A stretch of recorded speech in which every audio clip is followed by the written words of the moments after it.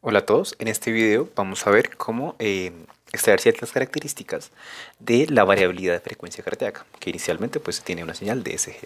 Para esto voy a cargar aquí una señal DSG. Esta señal la tengo guardada en un archivo .mat, uso la función signal, y esta señal pues ya es una señal que está preprocesada, que se usaron filtros y demás cosas pues para ya tener la señal limpia. Si quieren ver pues cómo se llegó a este resultado, vayan a los videos anteriores donde muestro cómo se llega pues ya a esta señal limpia. Así que SG va a ser igual a signal, y la frecuencia de muestreo para esta señal es de 250 Hz. Esto significa que se tomaron 250 muestras por cada segundo. Con esta información vamos a crear el vector de tiempo. Entonces, este vector de tiempo va a ser un vector de la misma longitud que la señal de signal, que cuenta de a pasos de 1, pero vamos a multiplicar esta señal por el periodo de muestreo. Eso es 1 sobre la frecuencia de muestreo. Esto para que nos queden segundos. Y finalmente vamos a graficar los resultados. Aquí pues pongo figure, plot, uso la función plot, pongo plot aquí el tiempo versus la señal DSG. Pongo xlabel como la señal en segundos, perdón, el tiempo en segundos. Y el ylabel va a ser la amplitud de la señal, que ya está en milivoltios. Este cálculo se hizo pues teniendo en cuenta la ganancia de la señal.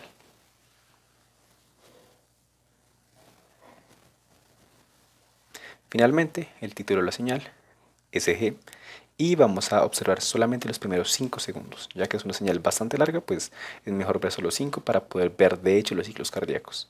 Y como se puede ver, pues la señal está bastante bien, no tiene, digamos, ruidos en frecuencias bajas porque está bastante como recta la señal. Y si ahora vamos a calcular la curva de HRV, que es la que nos va a permitir sacar esas características. Para hacer esto, pues primero tenemos que encontrar los picos RR. Este método que estoy aquí mostrando en pantalla lo explico en detalle en otro video dedicado solamente al cálculo de la señal de variabilidad de frecuencia cardíaca, así que pueden ir a revisarlo, cómo funciona este algoritmo, pero pues aquí solamente voy a ponerlo rápidamente. Hay un umbral en Y y un umbral en X. Un umbral en Y hace referencia a la mínima altura que tiene que tener un pico R para ser definido como pico, y el umbral en X es la mínima distancia que tienen que tener estos dos picos. Entonces, pues aquí pues voy a recibir, pues aquí voy a usar la función que es findPix, y voy a recibir dos cosas. Voy a recibir la amplitud de los picos R y la ubicación en muestras donde están esos picos. Así que pongo findPix, la señal SG, y doy los siguientes argumentos. Inicialmente, como les dije ahorita, pongo min_peak_height, que va a ser el umbral en Y, UMY, y el otro argumento que es el min_peak_distance, que es el umbral en X. Aunque hay diferentes formas de lograr encontrar estos picos y entre diferentes algoritmos, pues este es uno que yo propongo que siempre me funciona bien, pero pues hay diferentes formas de llegar hasta este punto. Y finalmente voy a mostrar los resultados de cómo quedaron los picos, mostrar tanto la señal DSG como pues lo que encontró esta función. Voy a copiar el código anterior, así que pues es básicamente lo mismo, y solo voy a agregar pues los nuevos resultados. Esto lo hago pues poniendo aquí hold on para poder graficar dos curvas sobre la misma gráfica, y al final pues hold off para pues ya no arruinar otras gráficas. Aquí en vez de plot pongo scatter y pongo dos cosas. Primero tengo que poner las ubicaciones de donde están esos picos, y también tengo que poner la amplitud de esos picos, pero las ubicaciones están en muestras, por lo tanto tengo que encontrar los tiempos en donde ocurrieron estos picos. Eso lo hago poniendo pues t entre paréntesis las ubicaciones rlogs, y como pueden observar pues aquí ya están todos los picos r encontrados, que es lo que vamos a usar para calcular nuestras características. Como pueden ver, funciona bastante bien a lo largo de la señal.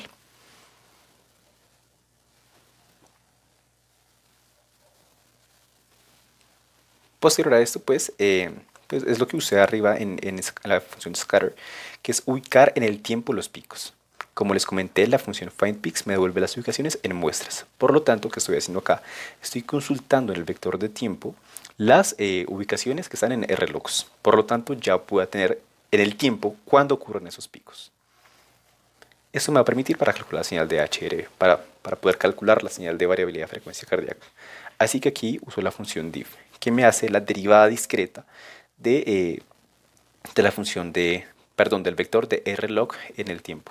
¿Esto qué hace? Me resta el valor de adelante menos el de atrás, menos el valor de adelante menos el valor de atrás, y así sucesivamente para toda la señal. Aquí tengo un error, pues no había definido anteriormente la señal de rlog, así que vuelvo a correr esa parte del código y ya me queda definida. Lo copio acá y aquí pues ya queda definida la función de HDB. Listo, con esa señal vamos a calcular el RMSSD, que es una característica que se usa para analizar la señal DSG. En la parte inferior pues pueden ver la ecuación para calcular esta variable. Así que el primer paso va a ser hacer la resta de los RR, que es la parte que está arriba del denominador, que es RRI menos RRI más 1. Así que volvemos a usar la señal diff sobre la señal de HRB y eso me da la resta de los RR. El segundo paso va a ser elevar todo esto al cuadrado, así que solamente cojo la variable de arriba, resta RR y la elevo al cuadrado. Uso un punto para elevar todos los elementos de este vector al cuadrado, porque hasta este punto tenemos es un vector.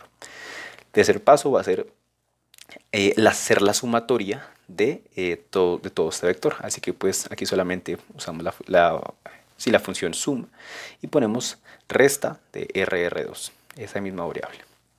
Esto ya nos va a dar un único número, más no un vector. Cuarto paso, vamos a hacer un tipo de normalización de esta variable y eso se hace pues dividiendo sobre la longitud del vector que tenemos. Así que cogemos el vector del tercer paso, suma, resta RR2 y lo dividimos en length de RR. Aquí no es necesario poner n-1 porque la función diff del primer paso ya nos devuelve un vector con una muestra menos. Y el último paso, para ya poder calcular nuestra variable, nuestra RMSSD, de toda nuestra señal DSG, va a ser sacar la raíz cuadrada de este valor. Entonces usamos la función sqrt y metemos norm resta RR2. Y ya eso nos da nuestra variable.